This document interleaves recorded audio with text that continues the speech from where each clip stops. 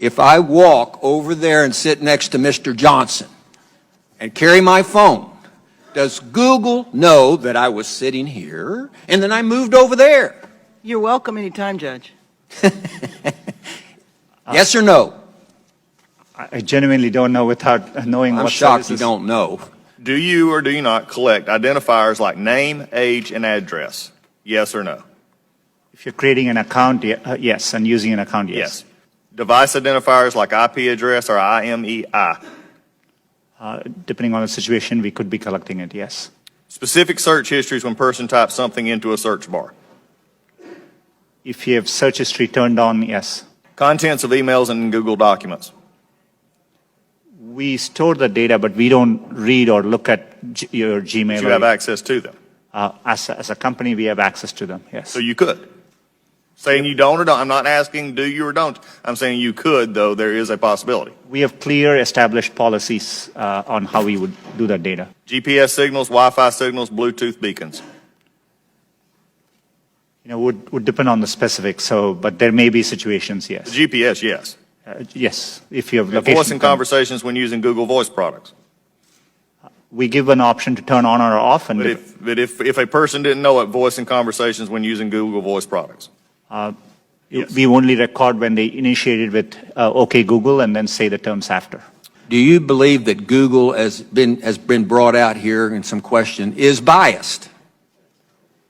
Congressman, it's really important to me that we approach our work in an unbiased. Do you believe that Google is biased? It's either yes or no. No, not in our approach. Why, number one, does Google need all this information? We can answer that in the fact that 86% of your revenue comes from advertising, so we know you manipulate the data in some ways. However, can you explain what you do to minimize this data, which is generally an accepted standard practice among those who collect data?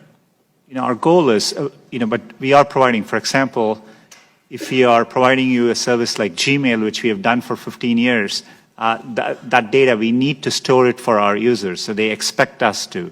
So we are trying hard to match users' expectations. We don't need, our data for advertising, as I said earlier, most of it comes from just the keywords you type. And so, we need minimal data to do advertising. We give you options to turn ads personalization off.